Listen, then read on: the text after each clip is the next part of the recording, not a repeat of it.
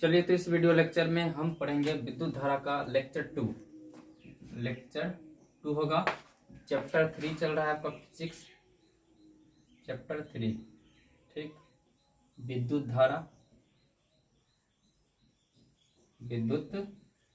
धारा English electric current,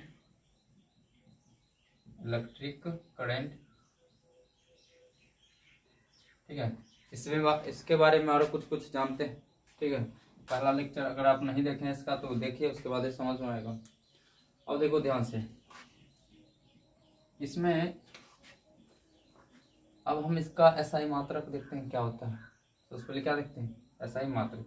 अच्छा, विद्युत धारा का हम परिभाषा बताए थे यहाँ पर। जैसे एक चालक है, कंडक्टर मीन्स चालक, इसके किसी एक बिंदु से एकांक समय का मतलब होता है 1 सेकेंड। 1 सेकेंड में जितना भी आवेश प्रवाहित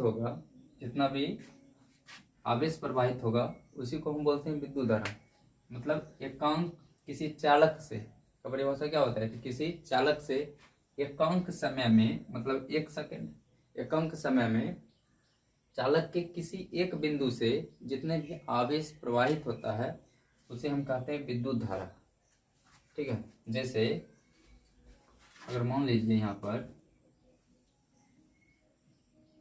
मान लेते हैं कि 2 सेकेंड में 2 सेकेंड में यहाँ पर आवेश जो प्रवाहित हो रहा है 20 कूलम आवेश। 2 सेकेंड में अगर 20 कूलम आवेश प्रवाहित हो रहा है तो 1 सेकेंड में कितना होगा, 20/2 क्या होगा, 20/2। तो इसी को हम क्या बोलेंगे, इसको विद्युत धारा बोलते हैं। क्या बोलते हैं इसको, विद्युत धारा। कट जाएगा 10 बारी में, क्लियर। तो यह कितना आ गया 10। तो इसी को हम क्या बोलेंगे, विद्युत धारा बोलेंगे। विद्युत धारा मतलब यहाँ से फॉर्मूला निकल गया, विद्युत धारा बराबर क्या लिखते हैं, विद्युत धारा बराबर क्या। अब देखो ये क्या है, ऊपर बोला आवेश है, ऊपर बोला क्या है, आवेश अब बटा नीचे क्या है, समय। ये क्या है, 2 सेकेंड में इतना कूलम आवेश प्रवाहित हो रहा है इसके एक बिंदु से, क्लियर। तो 1 सेकेंड में कितना, तो इतना। तो ऊपर वाला आवेश है, नीचे वाला क्या है, समय से हम भाग लगाते हैं। जितना भी आवेश प्रवाहित होगा 1 सेकेंड में एकांक समय में, उसको हम उस समय से भाग लगाएंगे। जो समय में उतना जितना कूलम आवेश या जितना आवेश प्रवाहित हो रहा है उसे हम भाग लगाते हैं, तो क्या निकलता है, विद्युत धारा, मतलब समय, क्लियर है। तो ये हो गया फॉर्मूला इसका, विद्युत धारा आवेश बटा समय।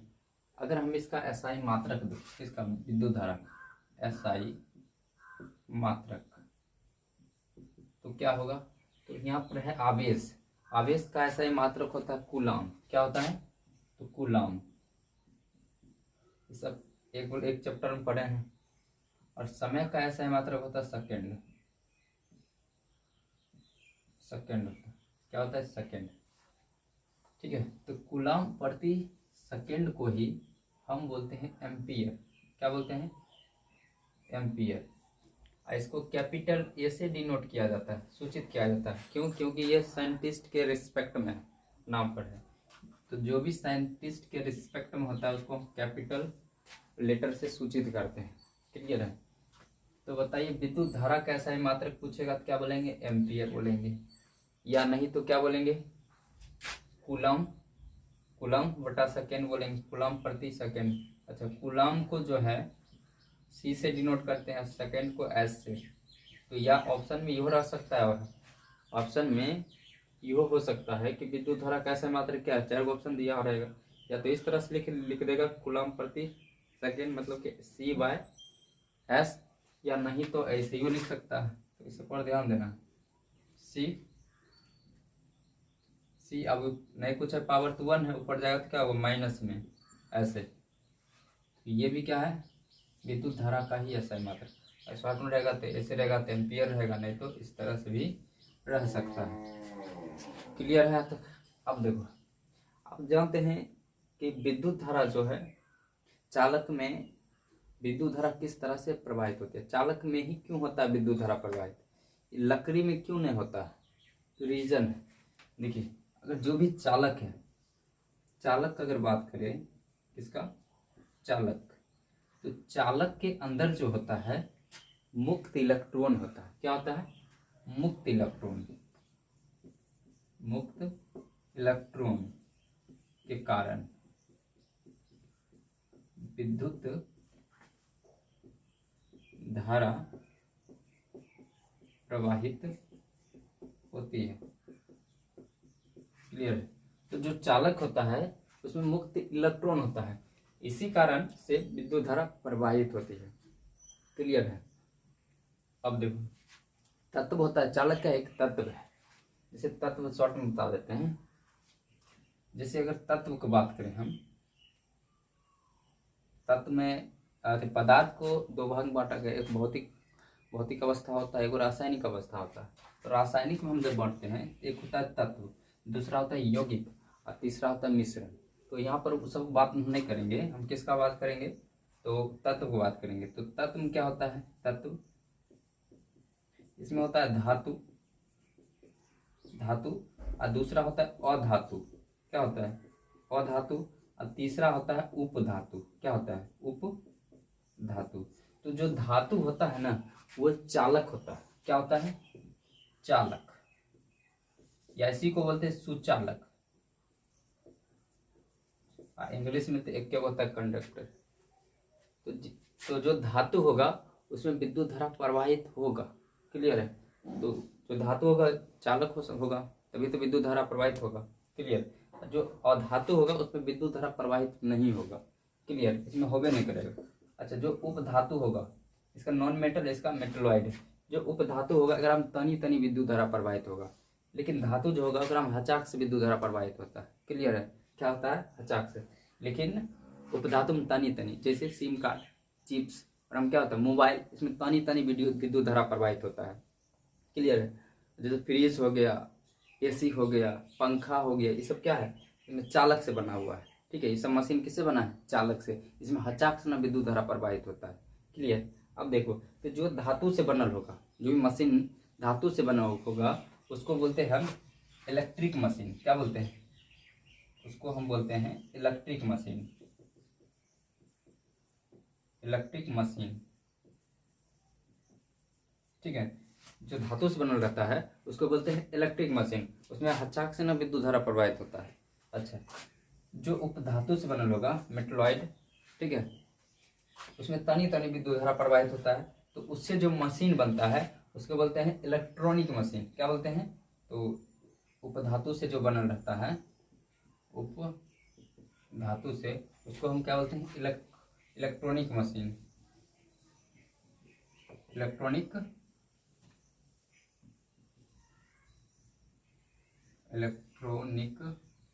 मशीन। क्लियर है? तो अगर हम तनी विद्युत धारा पर, बताइए मोबाइल क्या है, तो इलेक्ट्रिक है कि इलेक्ट्रॉनिक है? तो इलेक्ट्रॉनिक है। फ्रिज क्या है? तो फ्रिज क्या होगा? इलेक्ट्रिक मशीन होगा। क्या होगा? इलेक्ट्रिक। बल्ब क्या है? तो इलेक्ट्रिक है। ठीक है? बोलते हैं इलेक्ट्रिक बल्ब दो। ठीक है? समझ में आया? तो टॉर्च क्या है? टॉर्च कौन हो जाएगा? तो इलेक्ट्रिक मशीन हो जाएगा, सॉरी इलेक्ट्रॉनिक हो जाएगा। क्या होगा? इलेक्ट्रॉनिक। समझ में आया कि नहीं? घड़ी क्या होगा? घड़ी में तनी विद्युत धारा जाता है, तो इलेक्ट्रॉनिक मशीन। समझ में आया कि नहीं? तो ये होता है। तो जो चालक होता है उसमें विद्युत धारा प्रवाहित होता है। क्यों? क्योंकि उसमें मुक्त इलेक्ट्रॉन है। समझ में आया तक?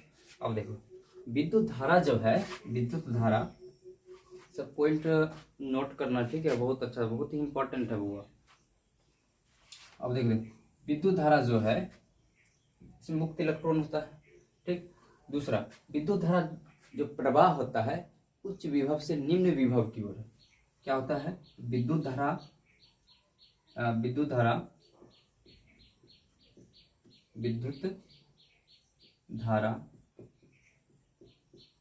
उच्च विभव से निम्न विभव की ओर प्रवाह होता है।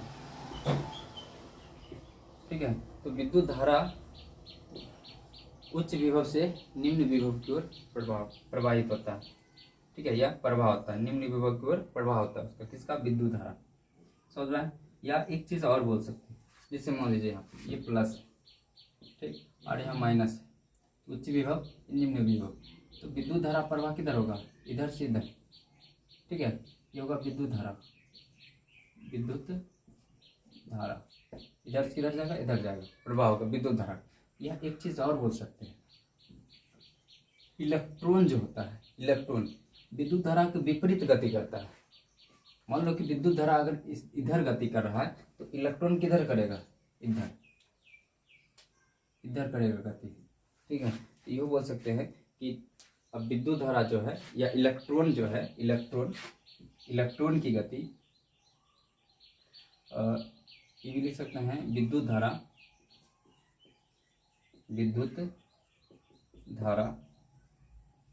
इलेक्ट्रॉन के गति के विपरीत होता है, ठीक है। विद्युत धारा की दिशा, ऐसा लिखते हैं कि विद्युत धारा की दिशा, दूसरा लिखना है कि विद्युत धारा की दिशा, ठीक है, इलेक्ट्रॉन की गति के विपरीत होता है। दिक्कत है, ये हो गया तीसरा पॉइंट। तो बालक हम क्या करते हैं, ये सब जो है मिटा देते हैं। ठीक है, अगर स्क्रीनशॉट लेना है तो ले सकते हैं, सब मिटाएंगे। देखो हम लिख लिए हैं, फिर लिखेंगे बोलेंगे तो बहुत टाइम लग जाएगा, वीडियो लंबा हो जाएगा, इसलिए क्या कि हम पहले से लिखें। अब केवल क्या करना, समझना है। देखो इतना समझ में आ गया दोनों पॉइंट। अब यहाँ देखो इसमें तीसरा पॉइंट है, विद्युत धारा को धनावेश की दिशा भी कहा जाता है। देखो क्योंकि धनावेश से ही जो फॉलो होता है इसका, कौन, धनावेश से जाता है, प्रवाह होता है इसका विद्युत धारा। धनावेश को इसे उच्च विभव बोला जाता है, क्योंकि विद्युत धारा की दिशा क्या है, उच्च विभव से निम्न विभव की ओर, तो प्लस से माइनस की ओर। क्लियर, तो प्लस को उच्च विभव बोला जाता है, माइनस को निम्न विभव। अरे बोलने का तरीका अलग अलग है, लेकिन बात एक ही है। कौन ऐसे पकड़ो या ऐसे पकड़ो, तुम्हारा अपने कान छुआएगा, दोसर को नहीं छुआएगा, दोसर के लिए। समझ रहा है। तो यह है, तो विद्युत धारा को धन आवेश की दिशा भी कहते हैं, अर्थात जिस दिशा में आवेश की प्रवाह होती है, तो आवेश का प्रवाह किधर होता है, प्लस से माइनस की ओर। ठीक है, तो ये होता है। अब विद्युत धारा की प्रकृति देखते हैं क्या है। तो देखो विद्युत धारा में परिमाण मतलब मैग्नीट्यूड और दिशा दोनों होते हैं। बताएं, परिमाण होता है जैसे 10 एम्पियर 15 एम्पियर परिमाण है, पिछले वाला वीडियो में बताए हूँ। दिशा भी होता है, प्लस से माइनस की ओर बोल सकते हैं, या इलेक्ट्रॉन की गति के विपरीत बोल सकते हैं, या बैटरी के धनात्मक टर्मिनल से ऋणात्मक टर्मिनल की ओर, ठीक है, बोल सकते हैं। तो दिशा भी होता है और इसका परिमाण भी है, लेकिन फिर भी विद्युत धारा क्या है, एक अदिश राशि है। अब क्यों अदिश है, इसे पिछले वाला वीडियो हम पूरे क्लियर कर दिए। ठीक है, बार बार यहाँ बताएंगे नहीं। अब देखो एक निम्न कारण है, अदिश राशि है, निम्न कारण है, जिसमें से एक कारण बताई दी, वो बहुत परफेक्ट कारण बताएं, तो उसको देखना। पहला देखो, इसमें विद्युत धाराओं को अदिशों को योग नियम द्वारा जोड़ा जा सकता है। हम उसमें विद्युत धारा क्या सदिश के योग के नियम को नहीं पालन कर रहा है, लेकिन अदिश के नियम से हम विद्युत धारा को जोड़ सकते हैं। देखो वैसे, जैसे मान लो यहाँ पर कोई पॉइंट है, ठीक है, और यहाँ से विद्युत धारा इधर आ रहा है, इधर, क्लियर है, और इसमें से जा रहा है विद्युत धारा इस तरह से, और फिर क्या हो रहा है, आ रहा है, और फिर ये जा रहा है इस तरह से, क्लियर है। जैसे मान लेते हैं इसमें I1 I2 आ रहा है, यहाँ पर I3 आ रहा है, और यहाँ पर I4 और ये I5। तो जब हम अदिश के योग से नियम से जोड़ेंगे तो इस तरह से जोड़ सकते हैं, तो क्या होगा, आने वाली धारा, जो धारा आ रहा है उसको प्लस में लेते हैं, और जो धारा जा रहा है माइनस में लेते हैं। जैसे तुम्हारे पास रुपया है पॉजिटिव, चल गया निगेटिव, ये वाला, तो आ रहा है I1 आ रहा है, तो प्लस में I1 प्लस I2, ये भी आ रहा है। अब देखो I3 क्या है, जा रहा है, तो माइनस लेंगे I3, फिर ये आ रहा है तो प्लस में क्या लेंगे, तो प्लस में I4, और फिर इसके बाद ये जा रहा है क्या होगा माइनस I4। जब योग करके जोड़ेंगे ना तो कितना आता है, शून्य आता है। समझ में आया कि नहीं, क्या क्या आएगा, तो शून्य आएगा। तो ये अगला है तीसरा पॉइंट, समझ में आया। अगला तीसरा पॉइंट है कि धारावाही तार में गांठ लगा देने से, लगा देने पर या उसे किसी भी आकृति में मोड़ देने पर धारा के मान में कोई परिवर्तन नहीं होता है। जैसे मान लो कि अगर तुम्हारे पास एक धारावाही चालक तार है, चालक तार, अगर तार की बात करेंगे समझ लेना चालक है, ठीक है। जैसे तार है, मान लो यहाँ से 10 एम्पियर हम करंट भेजे, ठीक है। अब 10 एम्पियर करंट भेजे तो हमको माना कि इसको बांध दे, मतलब 10 सीधा कौन है नहीं है, बस चलो जैसे मान लो कि यही है माइक्रोला तार, एक मिनट, जैसे ये माइक्रोला तार है। अब यहाँ से मान लो कि हम गांठ लगा दिए, गांठ दिख रहा है ये वाला, गांठ लगा दिए तो धारा के मान में कोई परिवर्तन नहीं होगा। 10 एम्पियर भेजे हैं तो इससे 10 एम्पियर का जाएगा, समझना है। अगर इसको गोल गोल घुमा कर सर्कल बना दे इस तरह से, जैसे मान लो इसमें करंट जा रहा है, ठीक है, और इसको सर्कल बना दिए तो फिर भी इसमें धारा जो जाएगा 10 एम्पियर का जाएगा, इन्हें घट जाएगा, या तार ऐसा नहीं कि खा जाएगा धारा, समझ में आया। तो ये है, तो गांठ बांध देने पर या किसी भी आकृति में चेंज कर देने से धारा के मान में कोई परिवर्तन नहीं होता है। तो ये है क्या, प्रकृति है, समझ में आया। तो अदिश के योग से नियम से हम जोड़ सकते हैं, ठीक है, विद्युत धारा। लेकिन सदिश के योग के नियम जो शून्य नहीं आता है, सदिश के योग के नियम पालन नहीं करता है, इसीलिए क्या है, विद्युत धारा एक अदिश राशि है, समझ में आया। अब इसमें 3 वो फॉर्मूला जो है जो कि काफ़ी इंपॉर्टेंट है, वो याद रखना है। तो इसको हम मिटा देंगे, ठीक है, उसके बाद ये समझते हैं। देखो 3 फार्मूला जो है, एक फार्मूला पहले लिखा है और उसके बाद ये 2 फार्मूला, 3 फार्मूला जो है इसमें काफ़ी इंपॉर्टेंट है, याद रखना। अगर औसत विद्युत धारा निकालने के लिए बोलेगा तो किसी चालक से, मतलब जिस चालक से धारा प्रवाहित हो रहा है, जितना भी हो रहा है आवेश, उस सब का योग कर देंगे और भाग लगा देंगे समय से, परिवर्तन होगा।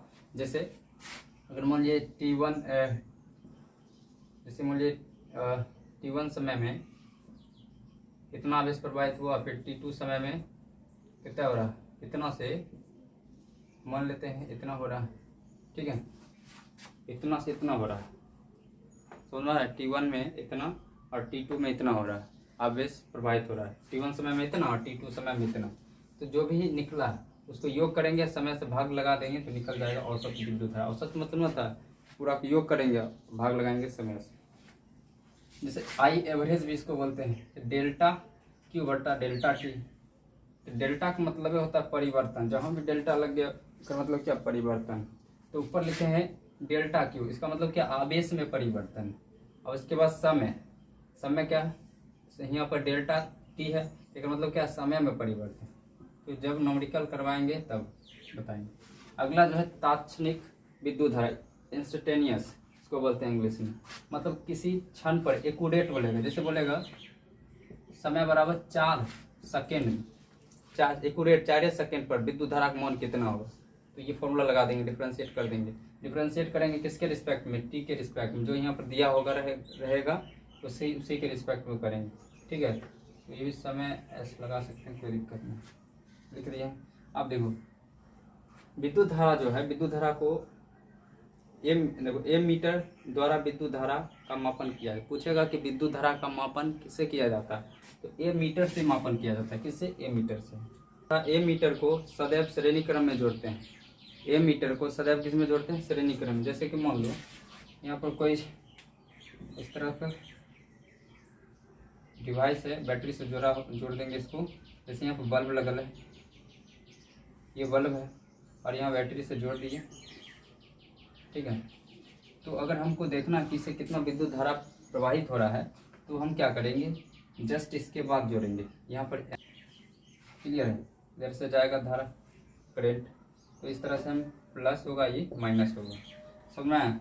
ये प्लस है, ये माइनस। जैसे यहाँ पर स्विच लगा दिए तो इस तरह से हम संयोजित करते हैं, ठीक है। यहाँ पर बता देगा कि धारा कितना गुजर रहा है। जस्ट जो प्रतिरोध रहेगा, मतलब बल्ब क्या एक तरह का प्रतिरोध है, तो क्या है, जस्ट इसके बाद लगाएंगे। ये क्लियर हुआ। तो विद्युत धारा के बारे में जितना भी था बेसिक बात वो हम बता दिए हैं। अब हम पढ़ेंगे अपवहन वेग। क्लियर है? तो मिलते हैं नेक्स्ट वीडियो में। अभी के लिए झींगा करेला कदुआ का जूस पीजिए, मस्त रहिए, स्वस्थ रहिए। मिलते हैं नेक्स्ट वीडियो में। तो thanks for watching, see you soon, take care.